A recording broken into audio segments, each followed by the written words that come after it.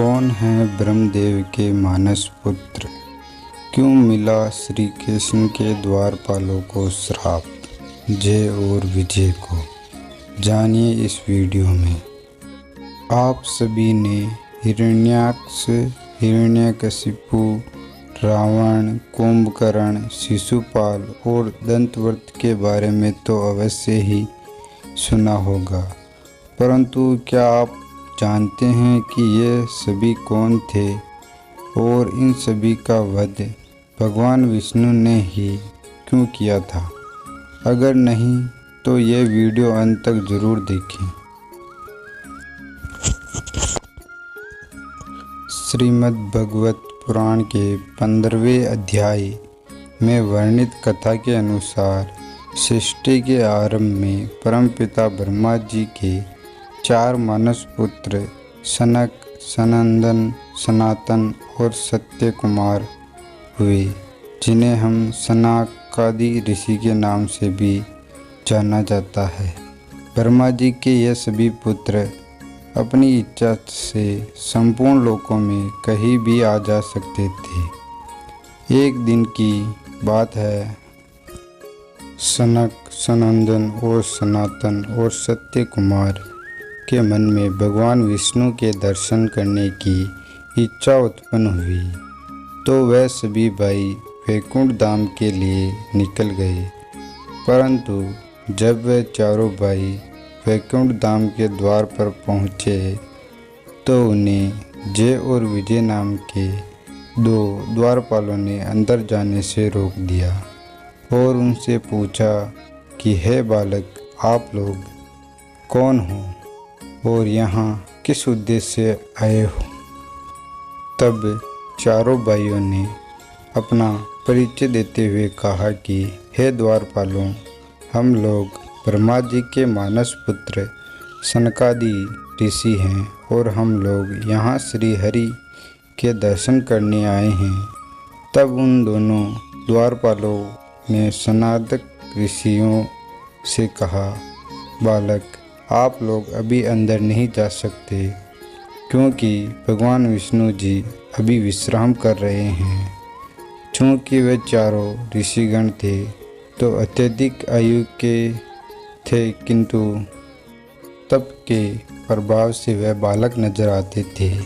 इस कारण जय और विजय उन्हें पहचान नहीं पाए और उन्हें साधारण बालक समझकर रोक दिया।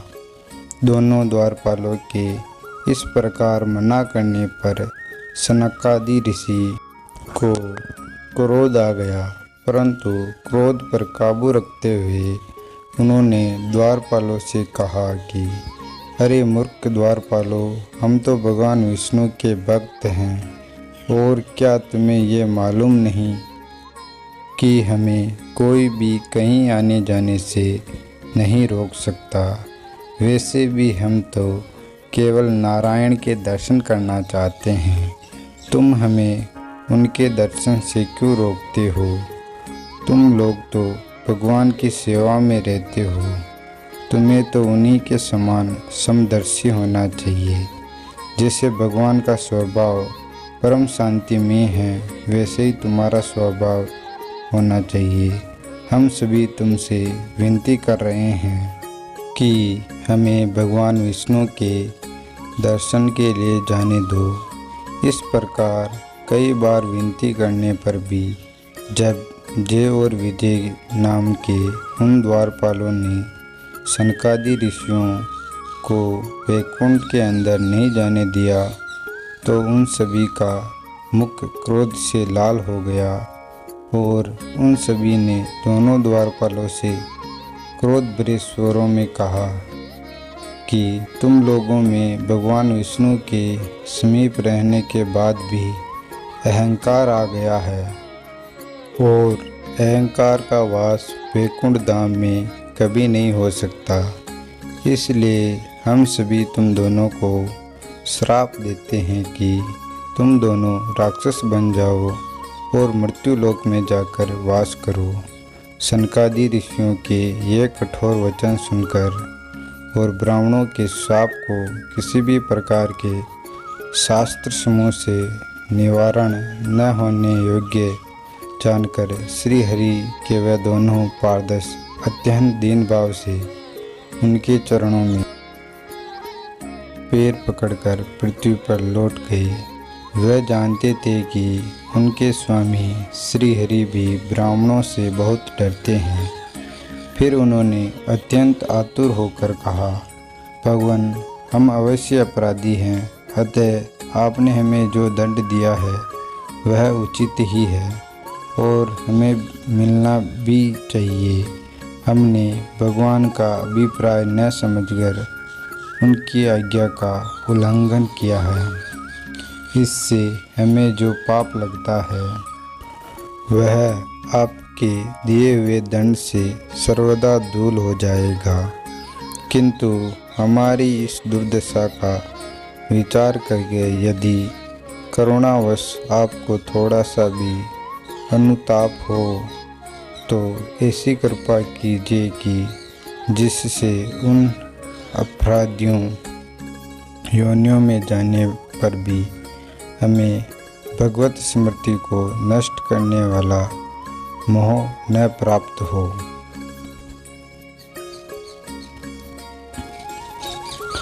उधर जब भगवान विष्णु को मालूम हुआ कि मेरे द्वारपालों ने सनकादि ऋषियों का अनादर किया है, तब वे लक्ष्मी जी सहित वहाँ तुरंत आ पहुँचे। तब सनकादि ऋषियों ने हाथ जोड़ते हुए कहा कि हे अनंत स्वामी, आज हमारे नेत्रों के सामने तो आप साक्षात विराजमान हैं। प्रभु, जिस समय आपसे उत्पन्न हुए हमारे पिता ब्रह्मा जी ने आपको रहस्य वर्णन किया था, उसी समय श्रवण ग्रंथों द्वारा हमारी बुद्धि में तो आप अविराजित थे, किंतु प्रत्यक्ष दर्शन का महान सौभाग्य तो हमें आज ही प्राप्त हुआ। भगवान, आपने हमारे सामने जो ये मनोहरम रूप प्रकट किया है, उससे हमारे नेत्रों को बड़ा ही सुख मिला। विद्यासक्त अतीन्द्रिय पुरुषों के लिए इसका दृष्टिगोचर होना अत्यंत कठिन है। आप साक्षात भगवान हैं और हम आपको प्रणाम करते हैं।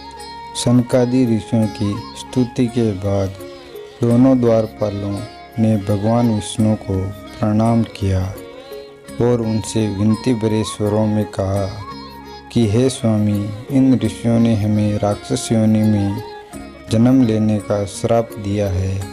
कृपया कर आप हमें इस श्राप से मुक्ति दिलाइए। तब भगवान श्री हरि ने उनकी प्रशंसा करते हुए यह कहा, हे ऋषिगण, ये जय और विजय मेरे पार्षद हैं। इन्होंने मेरी कुछ भी परवाह न करके आप सभी का बहुत अनादर किया है। आप लोगों ने मेरे अनुगत भक्त हैं, अतः इस प्रकार मेरी अवज्ञा करने के कारण आपने जो इन्हें दंड दिया है वह मुझे अभिमत है।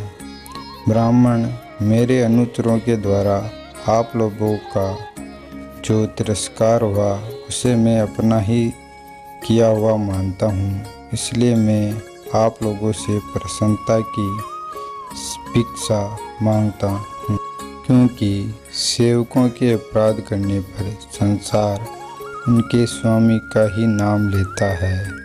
वह अपयश उसकी कीर्ति को इस प्रकार दूषित कर देता है जैसे त्वचा को चर्म रोग।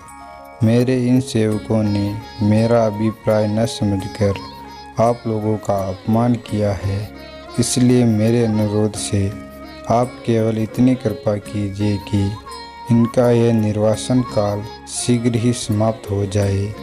ये अपने अपराध के अनुरूप अधिगम गति को भोग कर शीघ्र ही मेरे पास लौट आए। भगवान के मुख से ऐसे समुद्र वचन सुनकर सनकादि ऋषियों ने कहा कि हे नारायण, आप तो साक्षात धम्म स्वरूप हैं। यह तो आपकी लीला मात्र है। सर्वोपरि इन द्वारपालों को आप जैसा उचित समझे वैसा दंड दें अथवा पुरस्कार रूप में इनकी वृत्ति बढ़ा दें। हम निष्पक्ष भाव से सब प्रकार आपसे सहमत है अथवा हमने आपके लिए इन निरपराध अनुचरों को शाप दिया है, इसलिए हमें ही उचित दंड दें। हमें वह भी संघर्ष स्वीकार है। यह सुन भगवान विष्णु ने फिर उनसे कहा कि हे ऋषिगण, आपने जो श्राप दिया है उसे पूरी तरह समाप्त नहीं किया जा सकता, परंतु अगर आप सभी चाहें तो इस श्राप को सीमित कर सकते हैं। प्रभु की ऐसी बातें सुनकर सनकादि ऋषियों ने कहा कि नारायण, आपकी अनुशंका तो टाला नहीं जा सकता, इसलिए मैं इन दोनों को शाप को सीमित करता हूँ, जिससे इन दोनों के अर्थ जय और विजय नाम के आपके द्वारपालों को असुर योनि में 3 बार जन्म लेना होगा और हर जन्म में इन दोनों की मुक्ति आपके ही हाथों होगी। इन दोनों को यह जन्म अलग अलग युगों में होगा। उस युग में जब आप अवतरित होंगे तो ये दोनों आपके हाथों ही मारे जाएंगे और अंत में वैकुंठ धाम में वापस लौट कर आएंगे। इतना कहकर सनकादि ऋषि वहाँ से लौट आए। उसके बाद भगवान विष्णु ने अपने अनुचरों से कहा, जाओ जाकर श्राप भुगतो और मन में किसी प्रकार का भय मत रखना, क्योंकि दैत्य योनि में मेरे प्रति क्रोधाकार बढ़ती रहने से तुम्हें जो एकाग्रता होगी उससे तुम इस वित्त तिरस्कार जनित पाप से मुक्त हो जाओगे और फिर थोड़े ही समय में मेरे पास लौट जाओगे।